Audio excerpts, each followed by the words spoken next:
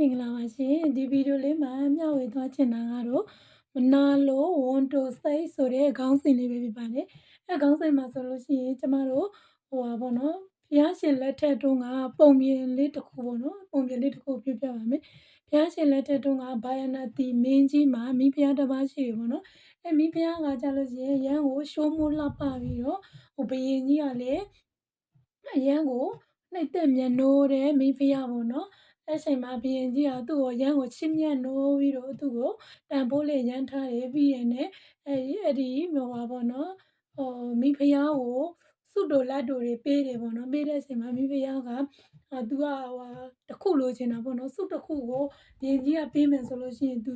ဟိုတောင်းဆိုချင်ပါတယ်ဆိုတဲ့အချိန်မှာတောင်းဆိုတဲ့အချိန်မှာသူနဲ့ပတ်သက်ပြီးတော့ပေါ့နော်ဟိုဘုရင်ကြီးကပေါ့သူနဲ့ပဲပတ်သက်ရမယ်တခြားဟိုမိမတွေနဲ့မပတ်သက်ရဘူးတခြားအဲ့လိုမျိုးမပတ်သက်မောင်းမမိတ်တန်မိဖုရားတွေနဲ့မပတ်သက်ရဘူးဆိုပြီးတော့ကတိကိုတောင်းတယ်တဲ့အဲ့ချိန်မှာဘုရင်ကြီးကပေါ့နော်ယောက်ျားစာတည့်တဲ့အတိုင်းပဲလေစာပိုင်းတော့ကတော့ဟိုပေါ့ဟိုမပေးဘူးပေါ့ဘာညာပေါ့လိုမျိုးနောက်ဆုံးကြတော့လေဘုရင်ကြီးက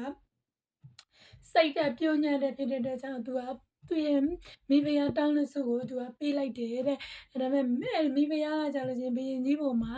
ဟိုပေါ့နော်ဘာလို့ဆိုလို့ချင်းတိတ်စာမရှိဘူးပေါ့သူကတောင်းတယ်ဒါပေမဲ့အဲ့လိုနဲ့ပဲနောက်တစ်နေ့မှကြာလို့ချင်းဘုရင်ကြီးကဟိုပေါ့နော်စိတ်ထွက်ဖို့အတွက်စိတ်ရအတွက်စိတ်တိုက်ဖို့သွားမှအချိန်ကိုဖြစ်လာတယ်ပဲအချိန်မှာမိဖုရားကြီးကလည်းပေါ့နော်သူလေးလိုက်မှာပေါ့နော်သူ့ကိုခေါ်ပါအောင်ဘာညာပလီပလာကွိကွက်လေးစေတာပေါ့နော်အဲ့ဒီမှာမင်းကြီးကပြောတာ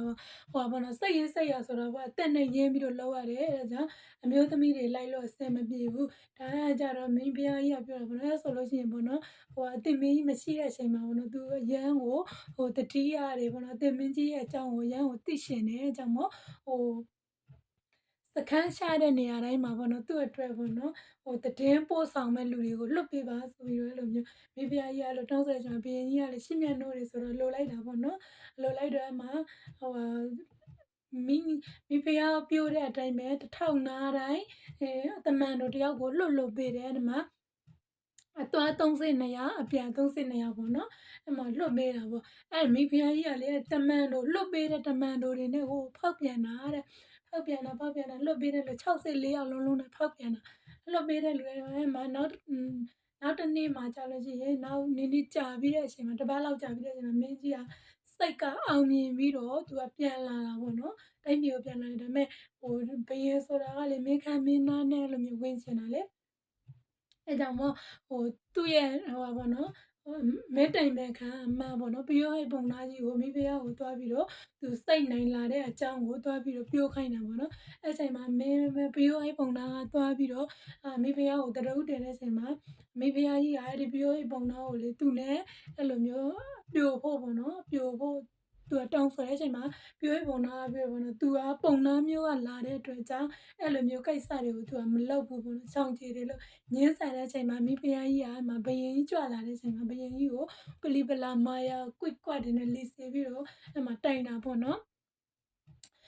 ဒီပုံနာကြီးကသူ့ကိုမတော်မတရားကြံပါတယ်ဘာညာဆိုင်မှာဘယင်ကြီးကလေတားကိုမနာလိုဝမ်းတိုစိတ်ဖြစ်ပြီးတော့မစိတ်မွန်ပြီးတော့ပုံနာကိုချင်းပညာချစ်ပြီးတော့ဟဲ့ကိုချင်းဖမ်းဆီးပြီးတော့တတ်မိုင်းရှာလိုက်တာပေါ့နော်အဲ့ချိန်မှာပညာရှိပုံနာကကြာလို့ချင်းသူကစိတ်သားတယ်ပေါ့နော်သူ့ကိုဖမ်းထားတဲ့အာနာဘဘွဲသားတွေကိုပြောတာပေါ့သူကဒီနိုင်ငံအတွက်ပေါ့နော်နိုင်ငံအတွက်သူကဦးစီးဦးဆောင်လုပ်တယ်ဗန္ဒာရေးပိုင်းမှာလေသူကကင်ထားတဲ့လူနဲ့ဒါနိုင်ငံနဲ့ပတ်သက်တဲ့စီးပွားဥစ္စာတွေကိုသူမဆုံးပါခင်ပေါ့နော်တတ်မခံရခင်သူပြောပြီးတော့မှသ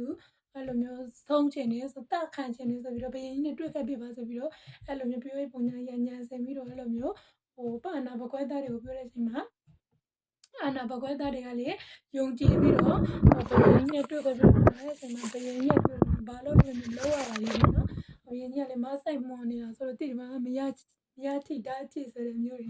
အဲကြတော့အဲ့လိုမျိုးဖြစ်တာပြောရပုံနာကပေါ့နော်အကြောင်းစုံကိုရှင်းပြတယ်ပေါ့တင်မင်းကြီးပေါ့နော်တင်မင်းကြီးကသာမိဖုရားကြီးကိုရှင်းပြနိုးနေတာမိဖုရားကြီးကပေါ့နော်တင်မင်းကြီးရဲ့နောက်ွယ်မှာ64ယောက်တော့ဟိုပါပေါ့နော်တန်တမန်အနေနဲ့ဖောက်ပြန်တာဆိုပြီးတော့လို့ပြောနောက်အဲ့အမှုမှန်ကိုသေချာစိတ်ဆေးပြီးတော့လောက်တဲ့အချိန်မှာအမှုမှန်ကတကယ်ပေါ်သွားတယ်တဲ့အချိန်မှာအပုံနာကြီးကပေါ့နော်မင်းကြီးကိုစိတ်လျှော့ပြီးတော့ပေါ့နော်ပြောတယ်ပေါ့အဲဒီ64ယောက်တို့သူတွေကိုလေ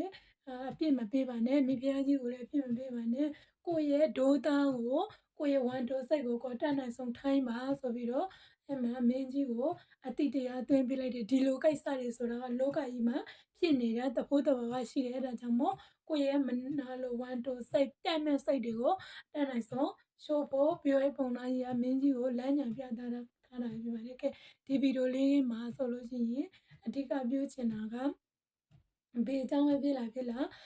မစိတ်မမှုန်ပေးနဲ့ဖြစ်တဲ့ဖြစ်ထိတ်တာကိုကိုယ့်ရဲ့အုံနောက်နဲ့တွေးပြီးတော့ယုံတဲ့မှယုံဖို့ကျွန်မထိတ်တန့်ရှင်ပါတယ်အားလုံးပဲ